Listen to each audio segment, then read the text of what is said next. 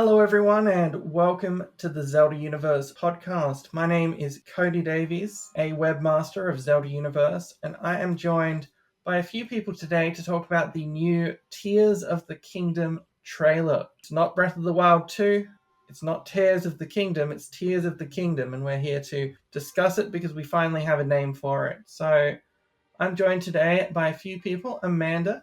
Hi, everybody. I'm Amanda Van Heil. I host Zelda Weekly, and you'll also find me on the Twitch channel. And really, I just show up places and talk about Zelda. Randy. Hi, I'm Randy. I am the news editor over at Zelda Universe. That's pretty much where you'll find me for the most part. Connor. Hello, my name is Connor Schultz. I was originally a features writer, and now I'm a regular contributor to the podcast here. And Ryan. Hi, I'm Ryan Penyek, a relative newcomer to the Zelda universe. I just started writing columns and features. I actually just reviewed Blossom Tales 2, which is a really good game. Nice. Well, let's get started with Tears of the Kingdom. What do we think Tears of the Kingdom means? Amanda, did you have any ideas around that one? Well, I imagine people are sad, and that's why there are tears. No, I think it may have something to do with like the Great Calamity, and we get a little more background on that because, like, you see that whatever figure that is, I don't know if it's a monk, I don't know if it's like Zonai something, but you see like the little tears all around it. So the tears, I'm guessing, are something we like have to collect throughout the kingdom. And do you think that there's any links with other games that we might be seeing? Skyward Sword, because of everything that is in the sky, makes me definitely think that we're gonna see either remnants of Skyloft or more floating sky islands. Do you think that we might see more of Fi, or Fi as some people call her? Like, do you think that the Master Sword's consciousness is likely to be a plot point in this one? Right. I've been wondering that myself. I think what we'll probably get, rather than like an actual appearance by Fi or Fee or however you want to say it, I don't think we'll get an actual appearance from her in like her traditional form like we know her in Skyward Sword, but I think they'll definitely make a reference to like the life within the Master Sword or something like that, or the spirit sleeping inside the Master Sword. They'll make a reference to her, but I don't think we will see her. Yeah, because I'm just very curious about, obviously, the state of the Master Sword in the logo that we've got seems to imply some sort of, I don't know, corruption of the Master Sword, or half of it's in trouble, and then it's sort of Twilight Princess-ish patterns at the end of the Master Sword in the logo. So I'm just very curious about what we're going to see in regards to that. I mean, it's a common thing in Zelda games to be like, oh, our sword needs to be reforged, or that kind of thing. But it seems to be a pretty major plot point as to what's going on with the level of, I don't know, actual like brokenness of the sword. The way that you see the sword, particularly like in the very first trailer that we got a brief glimpse of the Master Sword. It looks like almost like acid damage. It's been eaten away by something. And the only thing that we've seen thus far that could potentially do that would be that essence of the calamity eating away at it. That seems to me like the most likely source of all of that damage.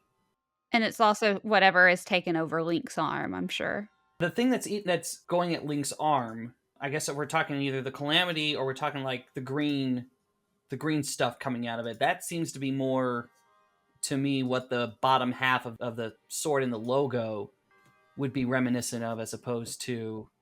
I have a hard time believing that they're going to bring back any major plot points, or especially characters from previous games. They were very adamant about Breath of the Wild that they were breaking off from previous notions and ideas, and this sequel was supposed to be all of kind of like the leftover things that they had on the table that they wanted to explore but couldn't because of time and space and all of those things. I mean, it was Breath of the Wild 2, basically. Obviously, they would have expanded it beyond that as it went from being Did they say that it was originally like an expansion or something that they were working on, and then they said, all right, this is it? They did. Originally, they were saying it was going to be some DLC, and then they decided the DLC was so big that it was going to essentially be its own game, so they decided to flesh it out more and make it a game.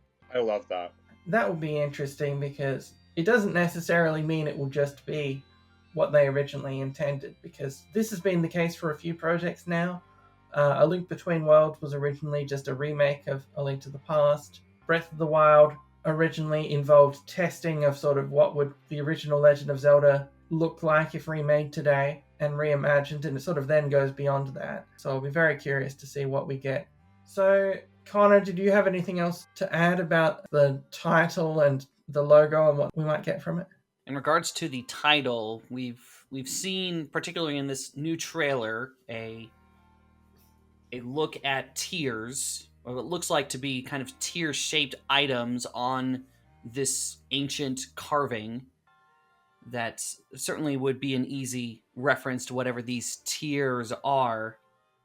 We were having a discussion on Zelda Universe's volunteer group, our Slack, on kind of trying to put a double meaning, because even though it is like tiers, there's also, as we've kind of mentioned before, like it's not technically tears of the kingdom, but considering all of the things that are happening to Hyrule at the moment, tears isn't necessarily too far out of possibility. You have Hyrule Castle literally erupting out of the ground. There's Death Mountain that looks like it's not just on fire, but it's erupting more of this calamity stuff. And there's all kinds of other active natural disasters and things seem to be going around in Hyrule. Maybe there's a tear in the space-time continuum, and there's more time travel for more timeline splits. We're going back to Hyrule Warriors. Oh, that was so fun. Yeah, we'll be curious to see, because they can do whatever they want in terms of dimensional rifts in time or whatever. It's not the first or second time they've done it. Oh yeah, that's at this point, time travel is literally Zelda's MO. Either traveling in time or traveling to the dark dimension or whatever is quite common. So if we see more than one sort of plane of existence, I wouldn't be too surprised. So, Ryan, any thoughts on what we've been talking about? To kind of tie in with what Connor and Amanda were saying about like what could possibly be on Link's arm, that very first trailer, right, where you see Link and Zelda, looks like they're underground somewhere, and that corpse, before it kind of comes alive, you see an arm that seems to be holding it in place, and to me, like that's kind of what I think I'm seeing on Link's arm. Maybe almost like maybe Link is getting that kind of transfer of power to maybe hold the corpse at bay, possibly. That's kind of how I kind of saw that part. And with the tears in the second trailer, you actually did see a green teardrop. Like it just kind of dropped onto the ground, and then the very next shot had Link going up into one of those sky islands and then just appearing through like the other half. So yeah, maybe tears could be the way that we're gonna travel through some of these sky islands, perhaps. Oh, I hadn't thought of that. I like that. Well, keep in mind too, the Sheikah symbol is a teardrop coming from an eye. Mm-hmm. So I think, kind of in line with that, I think, first of all, I don't think Tears of the Kingdom is going to be a literal thing. Like Breath of the Wild, like we weren't collecting like balls of air or anything like that. So I don't necessarily think they're going to be like literal things that we're collecting. I think it's just a general tone, and maybe pointing at the fact that we're going to get some more Sheikah story background, as well as some other things that are just somber in general. I also want to throw out my tinfoil hat theory. They don't say which kingdom these are the tears of. Mm-hmm. That is true. That's right. It's the Mushroom Kingdom. I would actually kind of agree with that. All of the symbolism and things that we've been seeing are much more reminiscent of what we saw in the Faron Woods, and I guess, is it official that they're called the Zonai? That's the word I keep seeing thrown about. Yes. Yeah. Yeah, that's in the creating. Yeah. I think it's in the game, but it's definitely in the creating a champion or whatever. Okay, so we see all of that symbology that's going on there. It's literally that Ouroboros circle that we see as part of that title card is that kind of shape. And I've been thinking in terms of the overall timeline. I can't believe we're talking about timelines. Not so much the official Zelda timeline, but actually the timeline of what we know in Breath of the Wild in regards to this is the calamity. Here's what we tried to do 100 years ago, and then we only knew about this because of what happened thousands of years before then. What is it, 10,000 years? Mm-hmm. Yeah. The tapestry on that shows Calamity Ganon as still this great beast. But what we see in the trailers is a more Ganondorf-esque type deal, which means that what they faced 10,000 years ago, assuming that it's true to history, was not that, which means this happened even before then. And so what happened to this Zonai people? Why are they suddenly destroyed? Why are they gone? And then you also mentioned the Sheikah, and that whole teardrop thing actually, as you're saying, that kind of makes sense. Could the Sheikah somehow be descended from the Zonai? And it's actually kind of making me wonder where the Yiga kind of came from. Is that kind of split? Because obviously the two are related. I think it will be interesting. They don't usually go too much into the lore of previously established races and that. We've never really had a sort of like, oh, here's the origin story of the Gorons or whatever. Well, we did for the Rito. We've had a vague references to like, oh yeah, this is what happened to Hyrule got flooded, and so the creatures that lived in the water couldn't live in the water anymore. Question mark, question mark, question mark. Well, because they were freshwater fish. I had a discussion on that on a Twitch stream a couple of weeks back, and it's like, actually, that kind of made pseudo sense. I mean, as much as anything in a Zelda game's ever going to make sense. True. Very true. And also the fact that Breath of the Wild has both Zora and Rito, and supposedly the Zora are gone. Right. And they became the Rito, and so that throws that actual connection metaphorically out of the water. So the thing also is, the Wind Waker timeline is not the timeline that people would most associate, since we're talking about the timeline. Breath of the Wild, people who place it in a particular timeline, which I'm happy for the general theory of like, oh, it's at the end of all timelines or something or other. Most people, I think, would place it in the child timeline, which is not the one in which Hyrule gets flooded and then they move to a different land for Spirit Tracks. And so the event that caused the creation of the Rito theoretically didn't exist. It's one of the things that confused people about trying to sort out Breath of the Wild in the timeline when it came out, because it has all sorts of references to things, but you're unclear how much of this is just because it would be fun to do a reference and how much of this is them trying to actually intentionally do something. I think they follow the timeline to a certain extent of like Skyward Sword is the origin story. Ocarina of Time is where the timeline split. They follow some of those basic tenets of the timeline, but they don't necessarily care whether Oracle of Ages is in one timeline or another. Unless they specifically reference another game, like as directly as humanly possible, I just make it a rule to not try and make any real connections between them. We know that Majora's Mask is Link after Ocarina of Time. I won't go any farther than that as to what happened to that Link after that, or where Twilight Princess may or may not come after that, because there's no concrete reference. Right. There are some concrete references, like Breath of the Wild, I guess. Mild spoilers for Breath of the Wild if you haven't played that game yet, but you're listening to our... If you're listening to a Breath of the Wild podcast and you haven't played Breath of the Wild, well, you know what you're in for. I actually have a friend who's playing it for the first time right now. It's like, oh, great timing. Oh, that's exciting. What I would do to be him again. Yeah, right? Yep. Oh gosh, no, he's messaged me a couple times. It's like, okay, so Vanaboris, actually he called it like the elephant thing. It's like... Well, that's what I call him. I mean, so do I. It's like, so do you land on it or do you just shoot it? It's like, just shoot it. It's like, okay, good. Vanaboris is the camel, right? Yes. Ruta is the elephant. The camel is Naboris because it's like Naburu, but Naboris. See, obviously, I call it the elephant thing too because I can't remember their names. So the point is, in Breath of the Wild, you get the Master Sword. The Master Sword does speak to you. There is that sort of direct reference there back to Skyward Sword, and the implication of fire existing throughout the other games that obviously they couldn't put in there because the other games didn't exist at the time. Or, sorry, Skyward Sword didn't exist at the time when they made those other games, so it is sort of retroactive to an extent. But now that they've confirmed that this whole time fire's there in the sword, and now the logo of the next game is a corrupted Master Sword, that does raise the potential for questions of like, is there going to be more than just a nod, but an actual lore extension on Skyward Sword?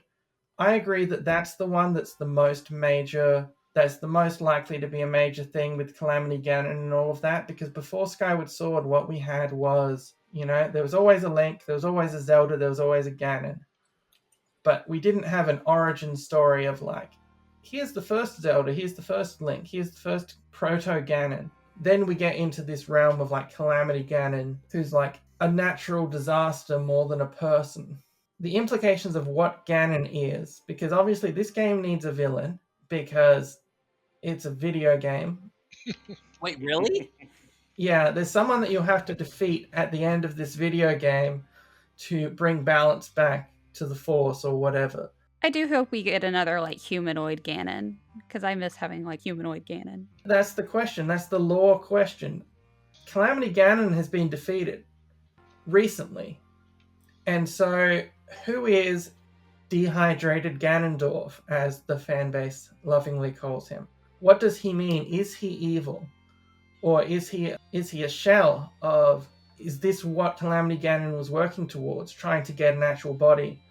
Or is this body something separate from Calamity Ganon? Or is this body something that is initially good, but at some point inevitably becomes corrupted and turns evil because this is a video game and we need a final villain? Well, in that trailer where you see like I don't know if it's a tapestry or whatever it was, I can't remember exactly, but you see like what looks like dehydrated Ganon like laying there with like its life force coming out of it. So I'm wondering if that has, I mean, obviously it has something to do with it, but like I really want to see like how he got to that point, because I'm like you, was like I wonder if maybe he was actually a good guy in this one and then got corrupted or turned evil or something.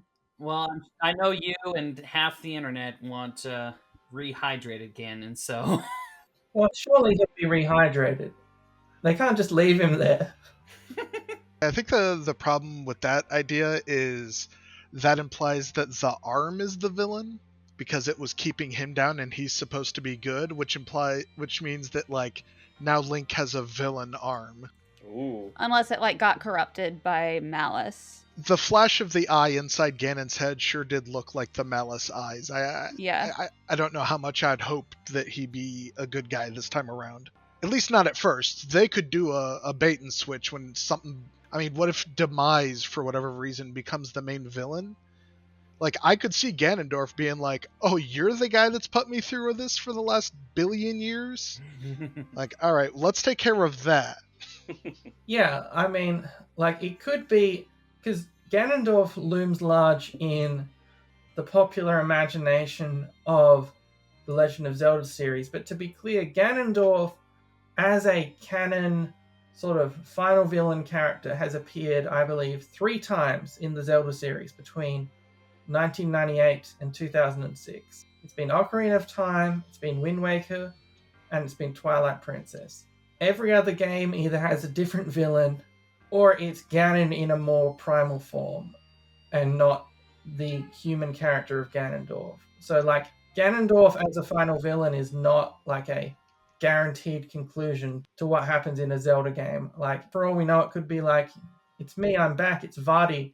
We really don't know at this point, but there is some sort of Ganondorf in this game, and what role this Ganondorf plays and what relation he has to Calamity Ganon, I think will be quite interesting. Absolutely. Anyone else have anything on that topic in particular? My general theory for kind of how this goes, since we see the Calamity, or whatever, essentially, I'm calling it the Calamity, that red purple stuff erupting out of this mummified chest with the hand on top of it. The hand is like trying to hold it in, but it's still coming out just the same. And so every kind of buildup is what causes the calamity, so-called, to occur.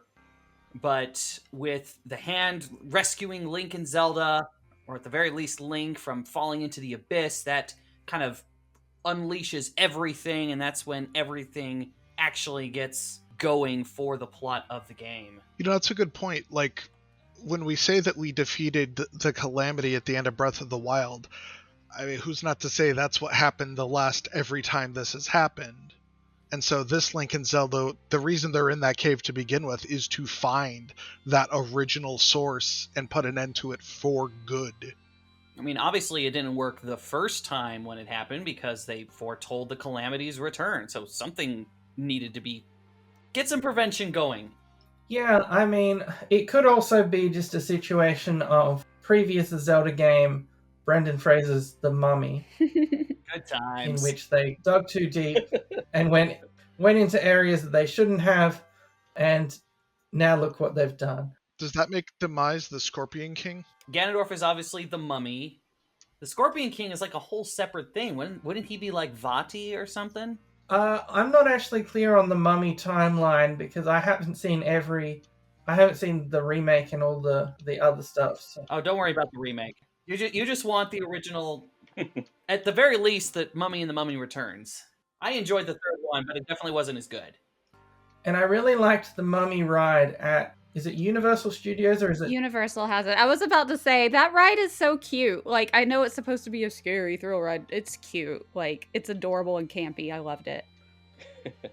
All right, so back on the topic of Tears of the Kingdom. So there's a few things here. In terms of game mechanics, there's a few things that divide the fan base about Breath of the Wild.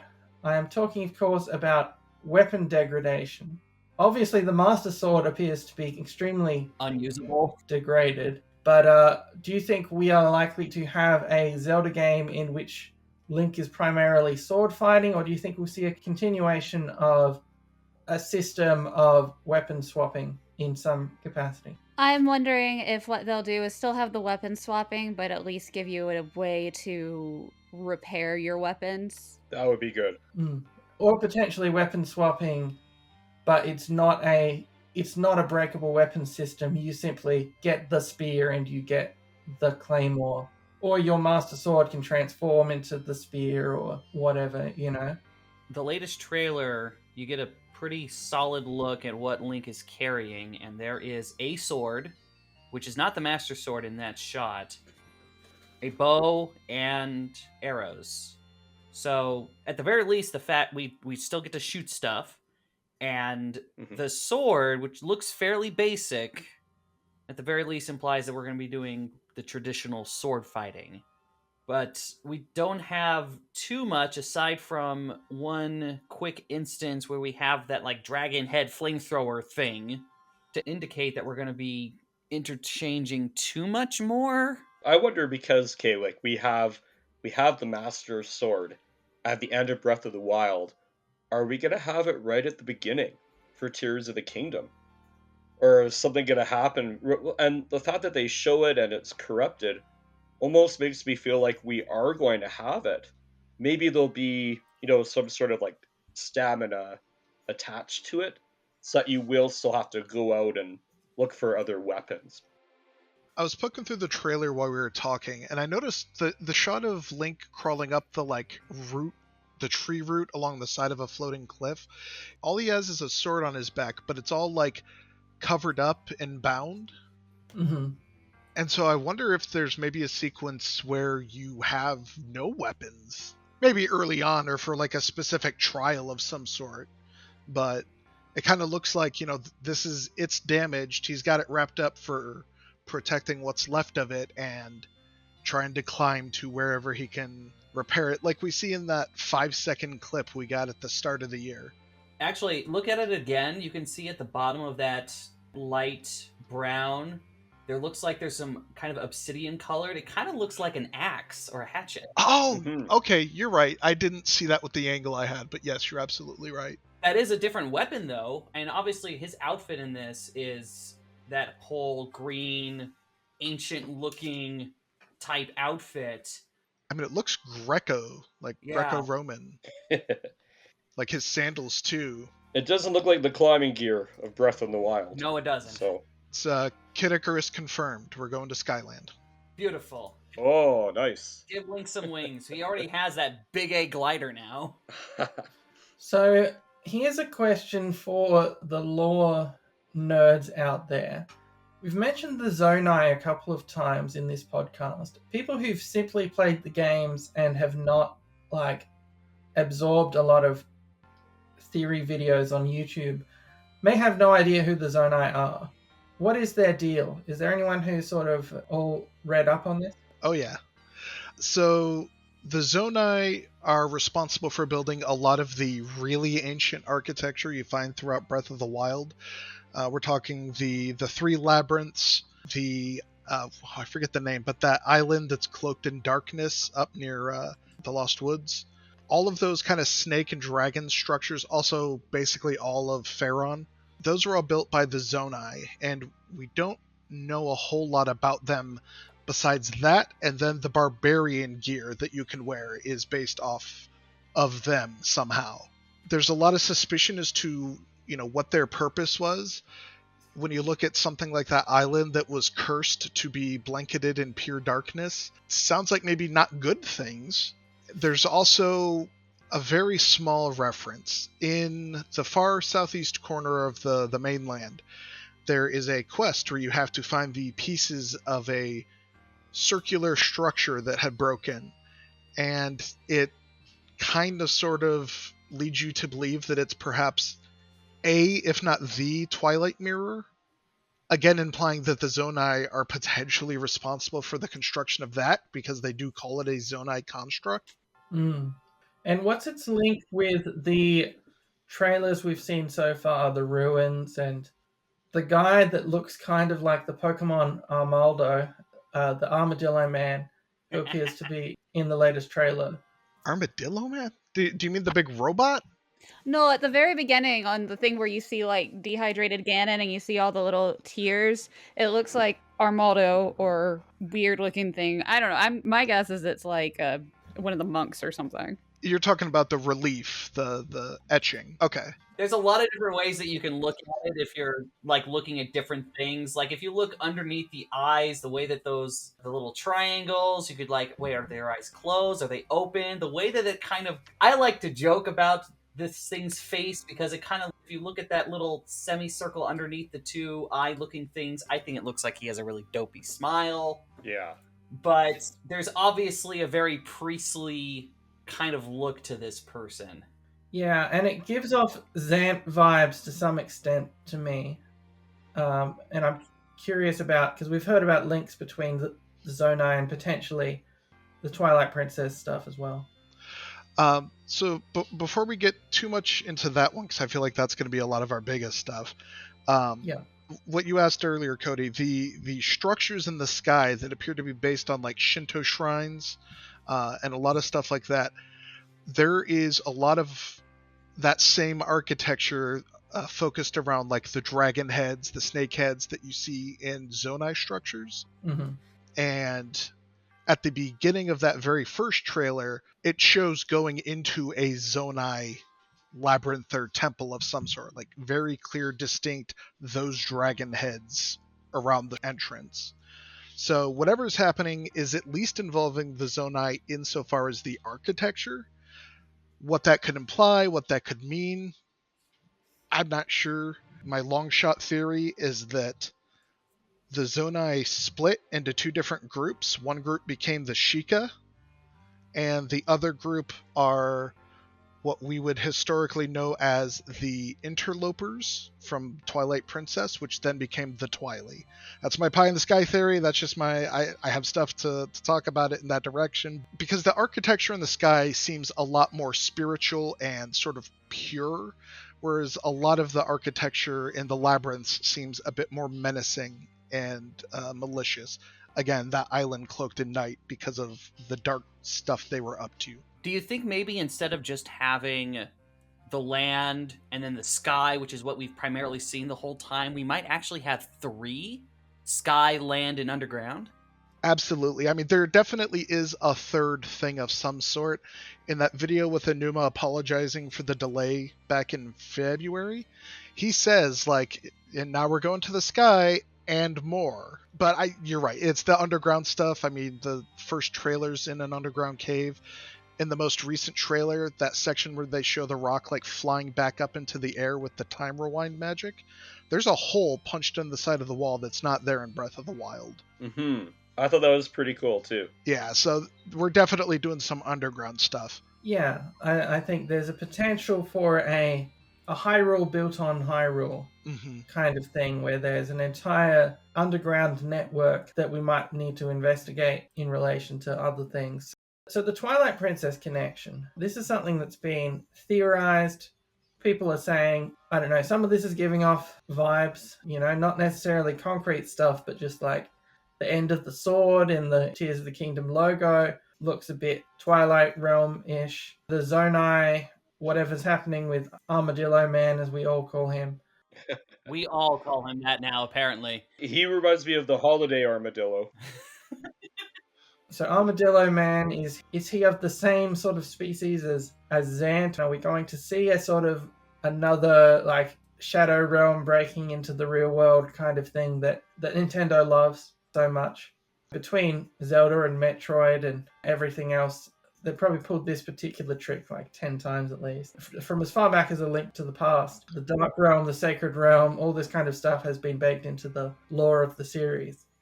Yeah, I mean, there's also just a lot of like, if you want to get real weird about it, like Jungian psychology and the whole concept of the shadow versus the self. Like, Japan in general does love that concept. But yeah, Nintendo's especially like literal about it. Also, there's like 3 separate versions of the Dark World. There's no consistency with the amount of Dark Worlds that pop up. I mean, Lorule is just a completely separate thing. Let's see here. We have Lorule. We have the Golden Land, which becomes the Dark World in Link to the Past. What are we missing here? The Twilight Realm, which is a third but separate dark reflection of reality. In other words, not only has Zelda been messing with time, they've been messing with the literal multiverse. Oh yeah. But I mean, I think time is one that is potentially a likely theme, especially with all these Skyward Sword connections and stuff, and the Ouroboros thing that seems to be behind the logo. The point of the Ouroboros is sort of like an endless cycle, Everything that has happened will happen again. Yeah, and so if there was ever going to be a game that seems to be set at the far reaches of the timeline or a timeline and seems to connect to Skyward Sword in some way, if there was ever a game that was going to connect to Skyward Sword lore-wise, this seems like it would be potentially aiming for that. So I'd be very curious about what's going to happen with are they going to try and wrap up, because what they didn't do in Breath of the Wild is try to wrap up what Skyward Sword introduced in terms of the Eternal Curse. Like, they defeated Calamity Ganon, but they didn't say, all right, well, we've neatly wrapped up all this Goddess Hylia business. Any thoughts on that? I definitely think that there's going to be a theme of breaking a cycle. It's going to be about breaking the Ouroboros, whether that just is sort of reflective of the reoccurring theme of this series, or sort of maybe contained within Breath of the Wild itself. Would be curious to see. Yeah, because that was my thoughts, of that either the cycle here is some sort of cycle that's limited to Breath of the Wild's lore, or it's about Skyward Sword. I think that we're putting a lot of focus on Skyward Sword to an extent, but it is, I know it was 12 years ago that it released, but it's the second most recent main console, the game that came before Breath of the Wild. We've never had mainline games that have had to adapt to all of the revelations and such revealed in Skyward Sword until Breath of the Wild. And then when it did happen, we did seem to get a sort of confirmation of a spiritual force that's beyond the concept of our friend the Big Pig. Or Ganondorf. Big Pig and Armadillo Man, maybe they'll team up. Man, I'm not going to be able to call these things anything else after this. Yeah. The other thing about the whole Ouroboros, in this logo, it's two different dragons, right? Like it's not one dragon. So could it be like the Leviathans? Well, maybe, but I think it ties in with part of the tapestry that you see in the trailer. There's that one part where like she looks like Zelda, like it does look like a girl, and she has her hand open, and then you know coming from the other side is another hand. And so I kind of wondered like is it kind of two forces maybe coming together, maybe two forces like at odds with one another? Yeah, I don't know. So I'm just gonna throw this out now. This is my sort of cards on the table moment theory.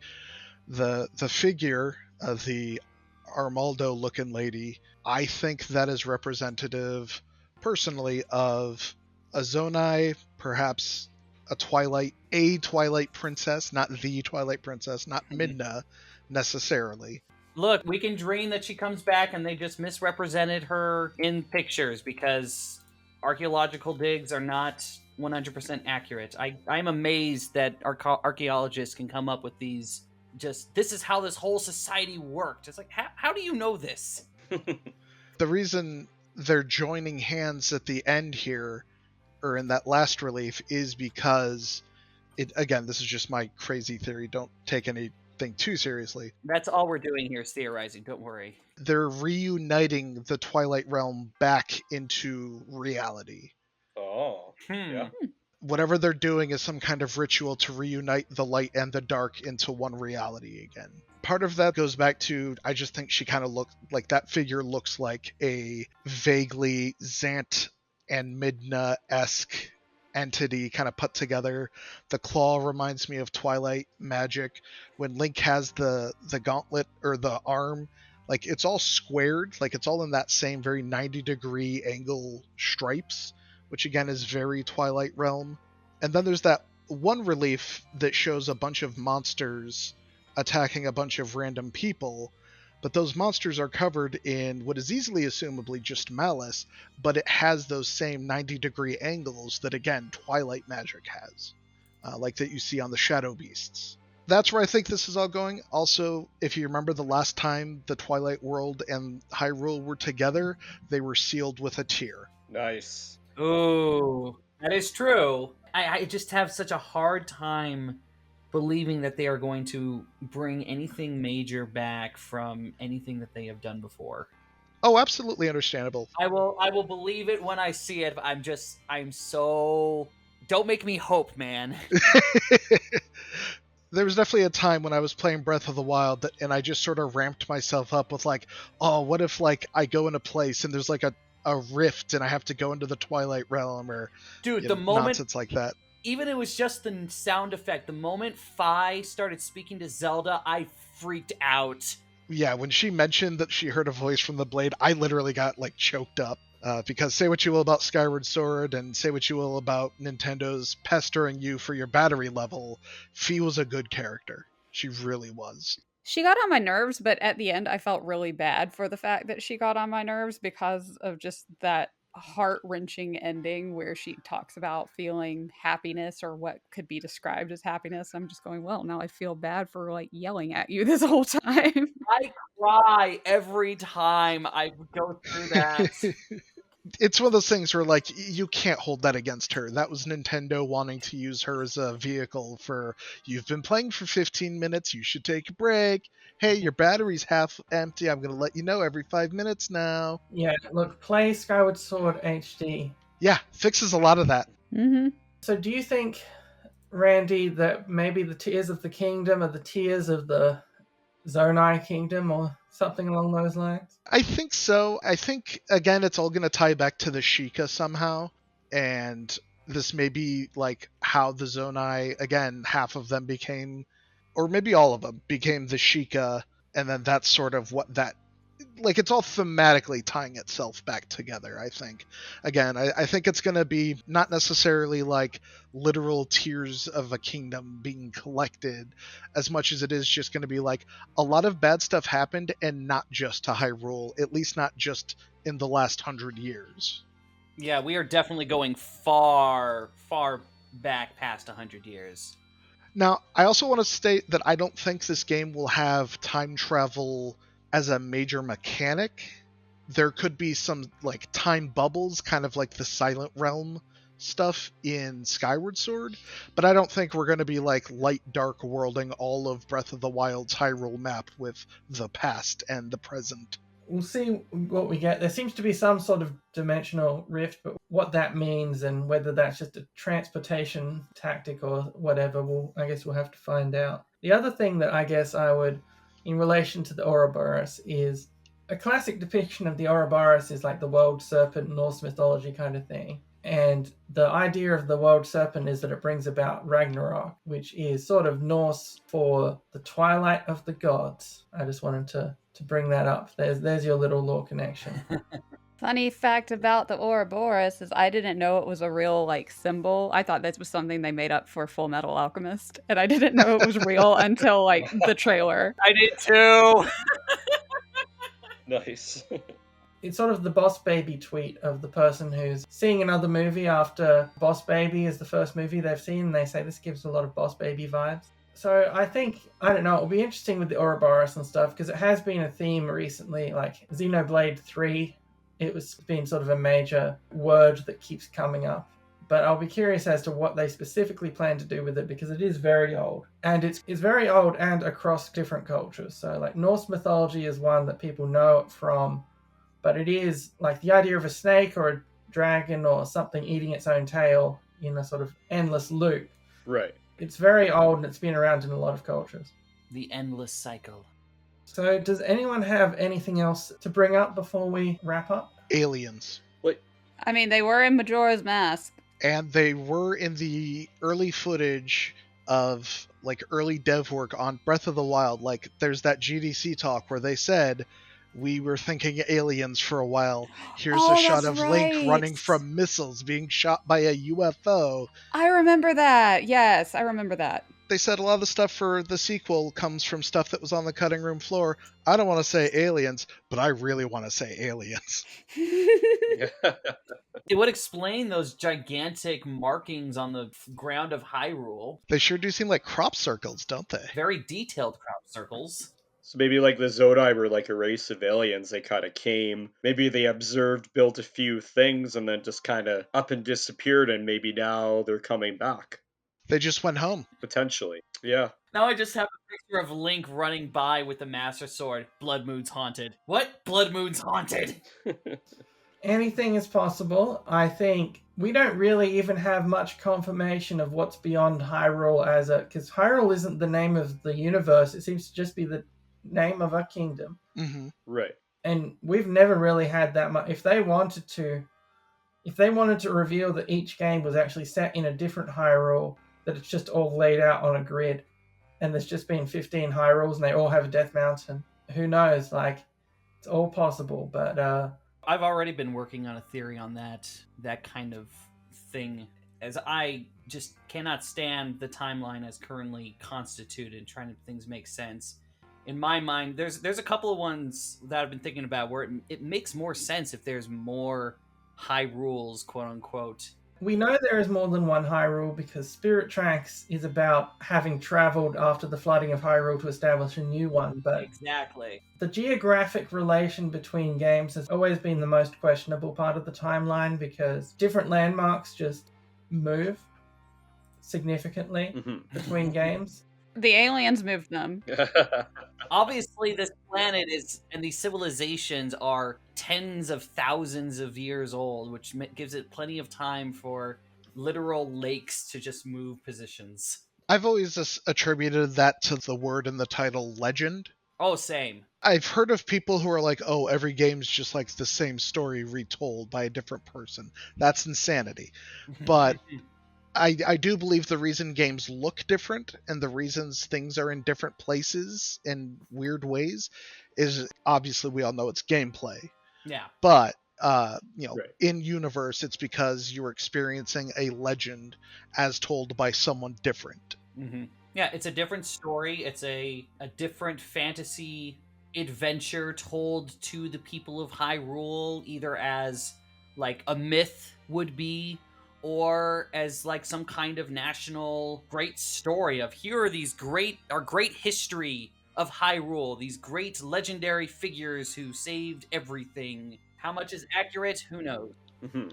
It will be very interesting because since the Hyrule Historia came out and Nintendo had an official timeline, there hasn't actually been many games. So the extent to which they will stick to their story now that they've presented an official timeline will be interesting to see into the future. Because I'm happy for them to just keep doing whatever they want and then making an excuse for it later. But it would also be interesting if they did try to tie a few things together, but not everything, because I think that leads to getting a bit trapped in trying to keep track of all the plot threads.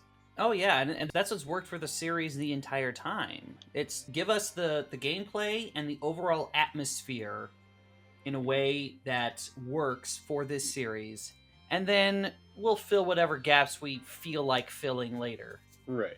Yeah, but look, it's not impossible to have some links to previous games in this game, but I think it's probably not going to be the convoluted fan theories that anyone's coming up with, which links together like 8 different games.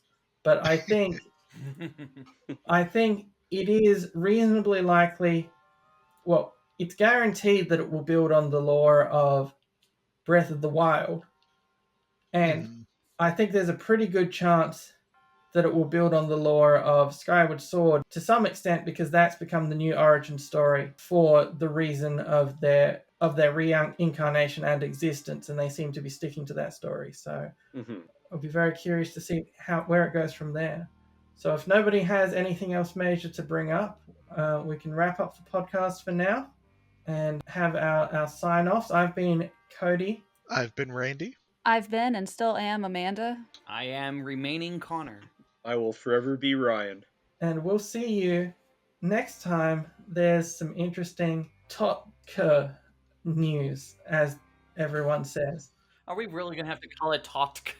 No, we're calling it TikTok. The next time we have TikTok news about Big Pig and Armadillo Man, we'll be here at ZeldaUniverse.net letting you know. See you then. Bye. Bye. Bye. All right.